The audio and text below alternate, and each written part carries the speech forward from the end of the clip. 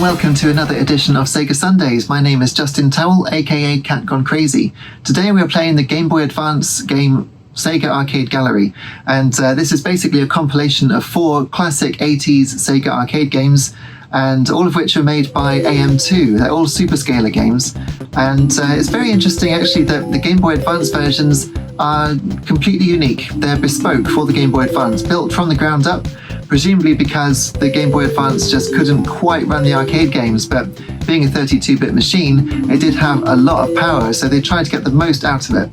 These are the 4 games in question. We've got Afterburner, the original, not the second one with the speed change. It's got Outrun, Space Harrier, and Super Hang-On. So I think we're going to do them in chronological order and play Super Hang-On first. So the Game Boy Advance does have sprite scaling, hardware scaling. So this is going to look much better than the Mega Drive version that we saw recently. Let's do Outrider Crisis, because why not? Now I'm using an Analogue Pocket to play this, which is why it's being output in 1080p. I'm actually using a Nintendo Switch Pro controller, because that's the only one that I could find that has got the button for the turbo. Because I set it up to play with the usual Mega Drive USB, and I couldn't trigger the turbo. So if you're familiar with the original arcade game or the Mega Drive one, you'll notice that the enemy bikes, or rival bikes, are actually very small. And they're quite pixelated too. That's because the Game Boy Advance's screen is comparatively tiny, very low resolution. But it's still running very smoothly, 60 frames a second here. Lovely undulation.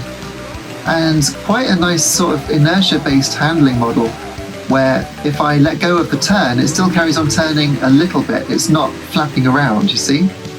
Because the problem with motorbike games and a digital input is they tend to flap around. You look at anything like Manx TT Superbike on the Sega Saturn or Hang On GP95, they're all exhibiting this flapping thing as I fall off. Now the edges of the track there are extremely low resolution, and that's because these pseudo-scaling games, or pseudo-3D games, are actually made up of flat lines of sprites, a lot of them. So the lines of graphics are being moved at varying rates. But up close to the camera, you can actually see those strips in full effect.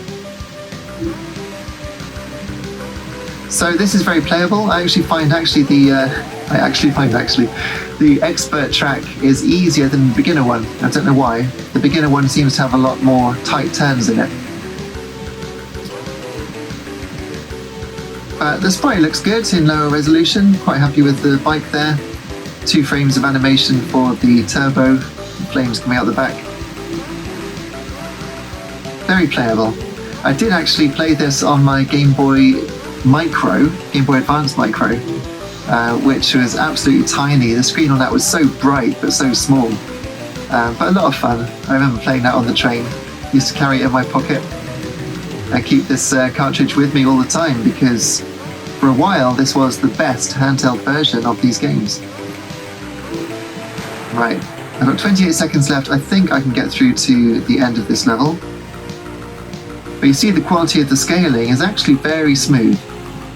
The background has 2 different layers of parallax scrolling, at least on this level. I just went through a bike.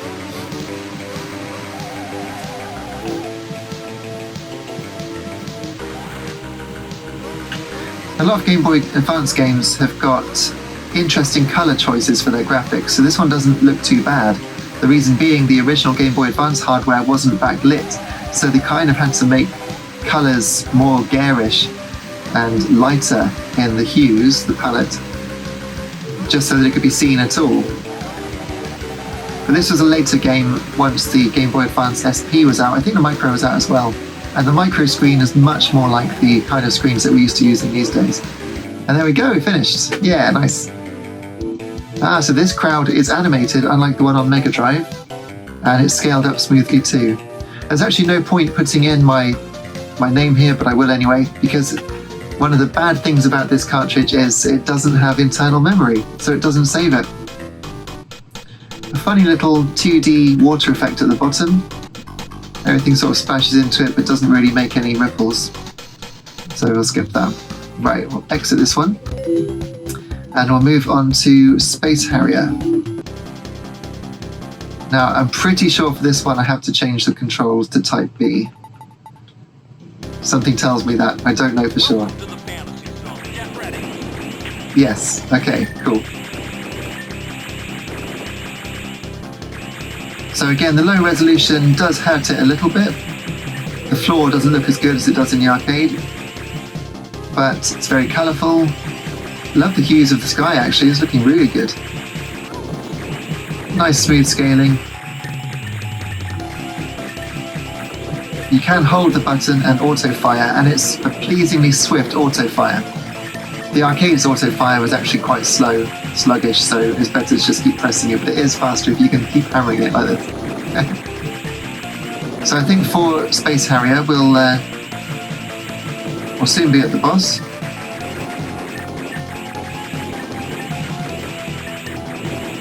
There's a lot of references to Space Harrier in Shenmue with the capsule toys. Now here's the boss, and he's looking very low res.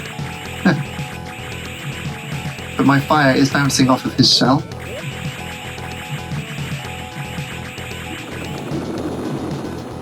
It is kind of a arcade game in your pocket. It's very good. Far more convincing than the Mega Drive version, even though that was called Space Harrier 2 because they knew that it wasn't that convincing, I think, on Mega Drive.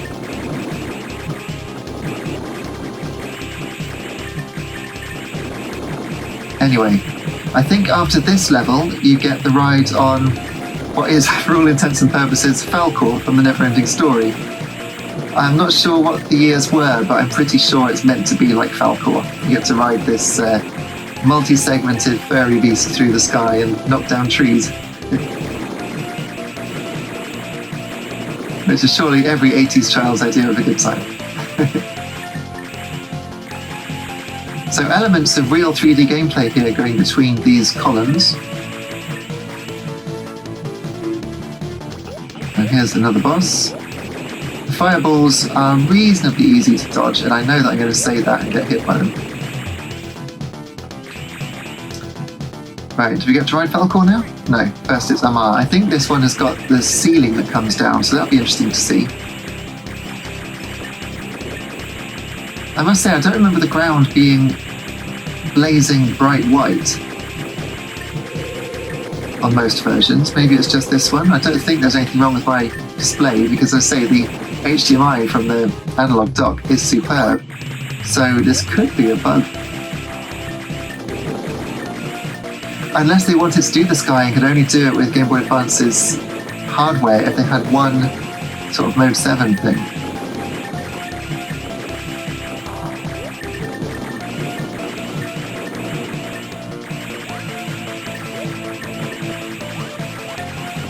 And then all the... I finally got hit. These guys all come swooping in.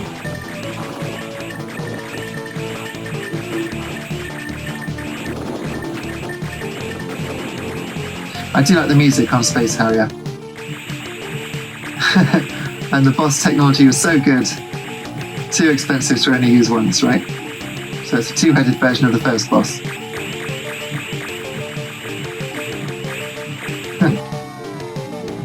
It does look really good when it gets right up to the screen. The resolution is actually very good on the sprites. You just rarely get to see it because it's all so small. There we go. Right. No Falcor yet. This is the ceiling I was talking about. So that was an artistic choice then to have a white ground in the previous level. I think these are called Binsbanes at the bottom. Those weird sort of seven-sided dice.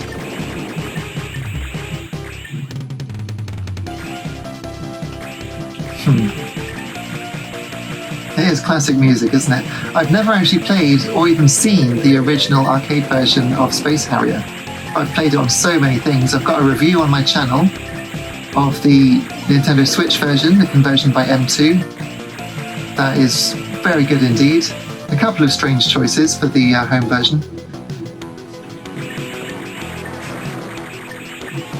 And I've got one life left, so that's not too bad. Tell me it's Falcor now, come on. Yeah, here we go, here he comes. Oh, it's some kind of flying cat thing. So you've got to steer him into these trees and anything else for that matter. Easier said than done, apparently.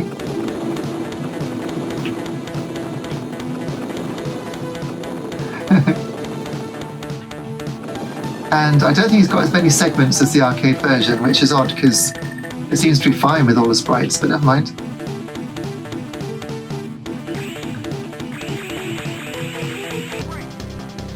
Stage 6 is Olysses, and the background graphics are pretty cool. It's all very 80s futuristic vision, if you know what I mean. Everyone in the 80s was sure that we'd all be wearing shiny clothing and living in weird cities, saying words like Xanadu. But then again, I just said it, so... Aha. One more life, and I'm out. So one more hit, rather. There we are. Right. So if I press the start button, I can exit. And it all works in-game. You can get out of each game and come back to each one. So I think Outrun was actually next. I think Afterburner was 1987, Outrun was 1986. And how much I love Outrun, just can't say. So it has to be the magical sound shower, of course. Try and get a good start. That was reasonable. Now, this is, as I say, not the arcade original.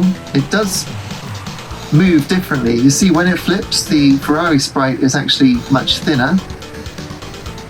And when you hit the back of a vehicle, the skid animation doesn't slow you down as much. So the screen kind of feels like it's skating along, pushing the car with you when you've just hit something. Very low resolution background graphics.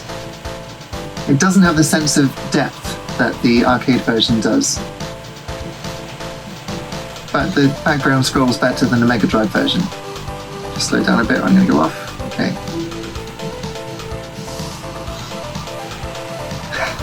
I don't usually crash there. I thought there was another corner, but I was thinking about the second stage. If you go to the right, you go through the sort of canyon bit with rocks on the right, but I'm going to head to the left and go through what should be the most spectacular tunnel in 1980s gaming. But I'm afraid you're going to see that on Game Boy Advance it's very disappointing. Here it comes, ready?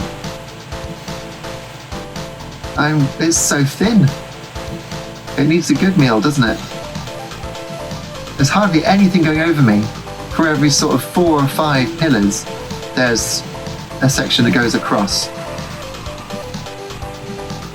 And that is disappointing.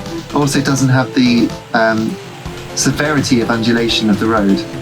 So although I really loved this when it came out and I played it so much, it's actually quite a disappointing version of Outrun. I still love it. It's still great. The gameplay of Outrun is just so timeless. Having to dodge through the enemy cars and make it to the checkpoints. I like the way that you get to choose your route because you get a variety of scenery. Apparently going left is easier than going right, but I'm not sure that's really the case with the original Outrun. And of course in the arcade you would see, let's say, the tunnel level, and you wouldn't actually know how to get to it, so you might play the whole game and not see the one that you put your money in to play. I did used to sit and watch the, as I crashed again, I used to watch the demo attract mode going round and round at the Sedgemoor Splash in Bridgewater. They had an Outrun arcade upright cabinet, and one time I played it and the force feedback was broken, so I couldn't tell where the centre of the wheel was if I was turning right. Or maybe it was left, I forget anyway, but it made me crash having just crashed, so because it was holding a direction, holding to the left, and I didn't realise it was. That was the problem with these arcade machines, people would break them. Anyway, it's got the original arcade Sega font, looks really good.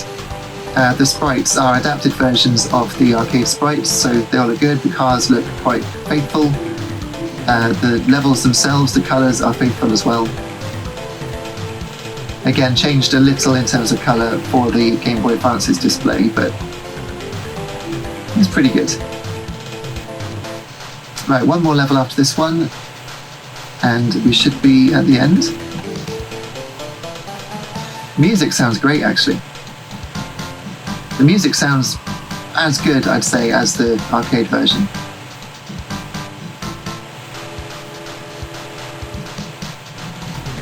Let's go to the left.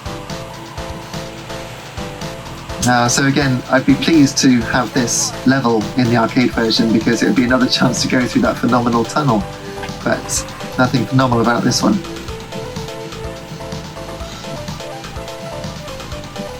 But only 3 lanes now on the road, so it's getting much harder to avoid everything. There we go.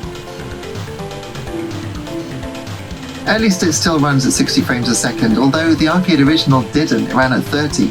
So I would argue it might have been better to run it at arcade speeds, i.e. 30 frames a second, and have twice the number of sprites. It may not be that simple, just half the frame rate, double the sprites, but you never know. So you do have to change gear when you crash, which is interesting, because some versions put it back into low gear for you, and I've finished already. So the time limit on this is actually very easy compared to the Switch version. Switch version default is really difficult. But we finished here in the desert with camels around, and a gentleman is coming up with a magic lamp. So my character is going to rub the lamp, and he's suddenly surrounded by Middle Eastern women, belly dancers.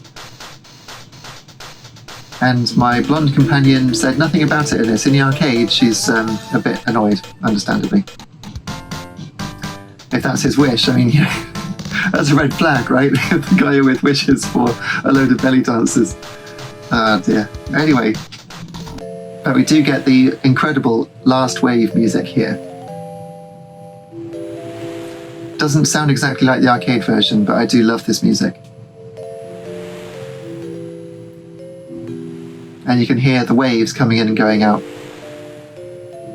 It's my favourite name entry screen of all time. That's a weird thing to have a favourite of, but magic, pure magic.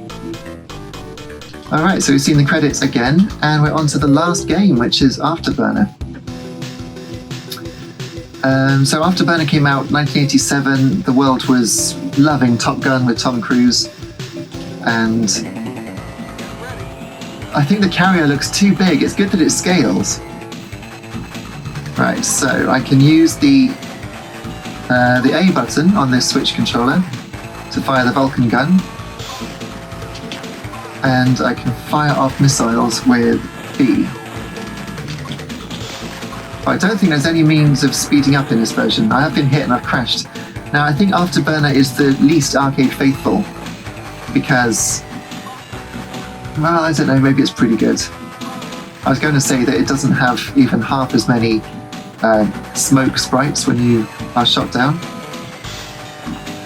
But in terms of movement, it's very good. Now, I seem to remember that you could do an entire... yeah, see what I mean? Hardly any smoke. And it doesn't follow you down as well. Now, I want to be able to do a, what do you call it? Barrel roll. Do a barrel roll. If I hold the right bumper, then I can speed up the game, or at least my movement.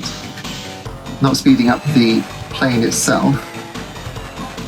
The Tomcat. So it basically works a bit like Panzer Dragoon in that you just get the crosshairs over what you want to shoot and then push the fire button, although Panzer Dragoon is a little bit different. But it's basically like Res, that sort of thing. It does have the arcade speech, which is good, but I'm not finding any way of actually doing the... No. I can't do the barrel roll. I'm sure it's in there, or I was sure it's in there. Anyway, doesn't matter. The least impressive, I think, of all the games. But I hope you enjoyed watching it. This has been another episode of Sega Sundays. Hope you're enjoying this series. It's 8 AM every Sunday on UK time. So in the US, that'll be there when you wake up. And let's put in my name. We've got the Sega Sundays playlist there, so check out the other games that we've done so far.